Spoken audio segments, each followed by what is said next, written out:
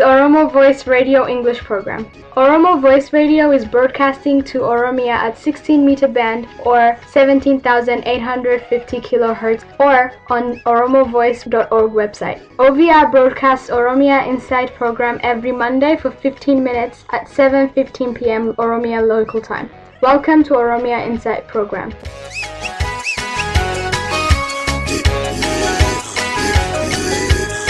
Welcome to Oromia Insight. My name is Aliki Galeto. Our guest today is Dr. Tarekegn Chimdi from Deakin University.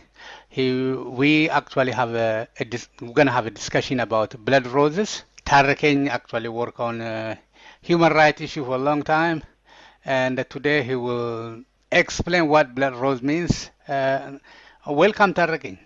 Thank you very much, Ali, for inviting me to this program. This week, there is a blood rose campaign is going on, especially in Europe. What does this blood rose means? Yeah, the blood roses campaign is something which is related to the investment in cut flower plantation, which is coming from the up to 80 kilometer in the radius at the outskirts of Finfinne or Addis Ababa. To take a few points, I would like to elaborate a little bit on cut flower plantation and where they are located and how they are related to the implication of human rights abuses before I come to the campaign named Blood Roses. First of all, cut flowers are generating revenues to the Ethiopian government, and they are also instrumental in evicting Oromo farmers from their ancestral lands. And there are also myriad of implications which are related to other health, environmental, and landholding issues as well, which I will look into in a few minutes. If we look into cut flower plants as horticulture, is the main generator of export items for Ethiopian government. For example, in 2006, there were about 65 cut flower plantations which were generating around $166 million of revenue. And in 2010, this number increased to 89. And today we have more than 150 cut flower plantations which are generating around $500 million of revenue to the Ethiopian government at the expense of the Oromo farmers which are living in the vicinity of Finfinne. Why this is the main sport of cut flower plantations which are mushrooming around Finfinne? One, it is because it is at the vicinity of transport infrastructure or to the airport, and the government used this cut flower plantation, which is mainly an occurrence after early 2000s, and this is just as a litmus test for its expansion of Addis Ababa municipality, which is actually the trigger point of Oromo protests this year and before and last year. So this test was actually effectively worked for it, and there were different cut flower plantations across or in the vicinity of Finfinne within the radius of 80 kilometers. And then after that, it established the Finfinne special zone.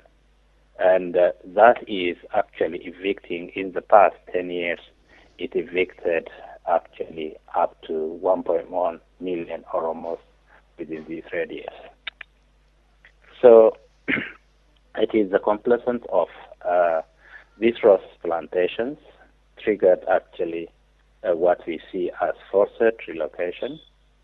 And there are also issues related to the working situation.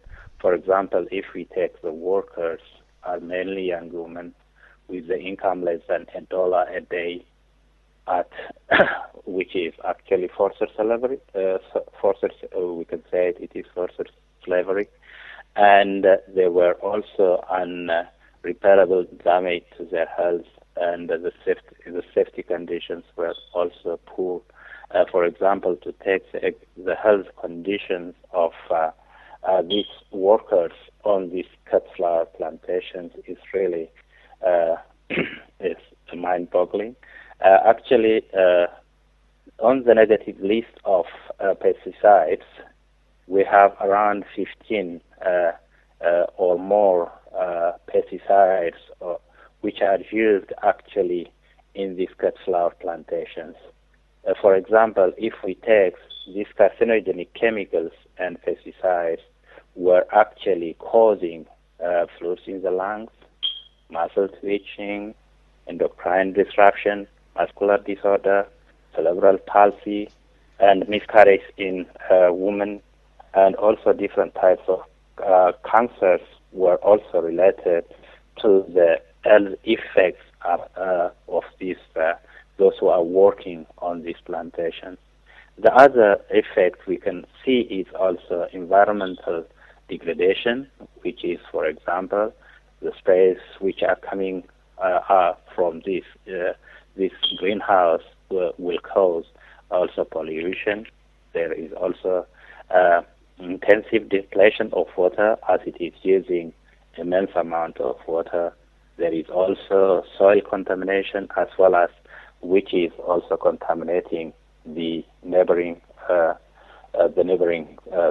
communities as water is flowing to the neighboring communities. Soil contamination as well as there is no safe drinking water in the vicinity. The other thing is the ownership of land. This land is the land which was owned by this cut flower plantation is actually uncompensated or less compensated to the extent of few $1,000s, and the lease runs from 10 years to 99 years, and the small subsistence farmers were deprived of their grazing lands or their farming lands. Actually, the families of these farmers were turned destitute, as well as their livelihood is negatively affected. So what we see generally is this rose or this cut flower plantation is affecting the Oromo farmers in the vicinity and their family in the vicinity of where they are in the vicinity of Finfinne where they are planted. Therefore, these are actually financing the Ethiopian government to terrorize the population who are protesting against land grabbing. So it should be banned and it should be stopped. This is the motive behind us. The black diamonds, the blood diamonds were already banned from actually being exported. So actually these blood roses are the campaigns which are now currently, they are run by Gesellschaft for Bedrohte Völker or Society for Threatened People, and over 9,000 members of this organization. They are actually campaigning in Germany, and also there are campaigns going on in Netherlands. Netherlands is where the cut flower plantation is actually distributed from, and about 90% of the horticulture or the flower plantations are actually destined to Netherlands for distribution to the Gulf states, as well as to U.S., Canada, Germany, Belgium, and so on and so forth, so to the European countries as well as Russia. So that is where the Blood Rose campaign is initiated, and this initiative is going on until we get the land ownership of these farmers is well established. So what are you trying to achieve, and is there any timeline to actually get something out of your campaign? Yeah, actually, what we would like to get is out of this campaign is one, that the compliance of the cut flower plantations, the revenue from cut plantation will be actually stopped from the Ethiopian government, and that people in those countries actually they are come this place with fair trade. They are fair trade roses, or these roses are actually fair trade, but they are not in fair trade in normal sense, because they are actually financing the Ethiopian government, which is killing, which is incarcerating, which is actually evicting the Oromo farmers and the Oromo mass. So actually this has to be banned, as the blood diamonds were banned. Before Kimberley process, the blood diamonds were actually complicit in the human rights abuses and in furthering the conflicts in Africa from the resources which they get from the sale of diamonds, and that was banned through different processes, and this procedure has to be actually should be taken into account, and it should be stopped. Now these days actually the Gesellschaft for Bedrohte Völker, or the Society for Treated People, is also looking for actually petition which will be presented to the UN Human Rights Commission. So every Oromo should be encouraged to sign those petitions, and actually there are also social media outlets which are actually trying to make awareness in the Western countries where it is destined to, and also to stop the potential investors which are still proceeding to take Oromo lands and from the Ethiopian government, which is actually discouraging their investment by dislocating or by evicting the Oromo farmers.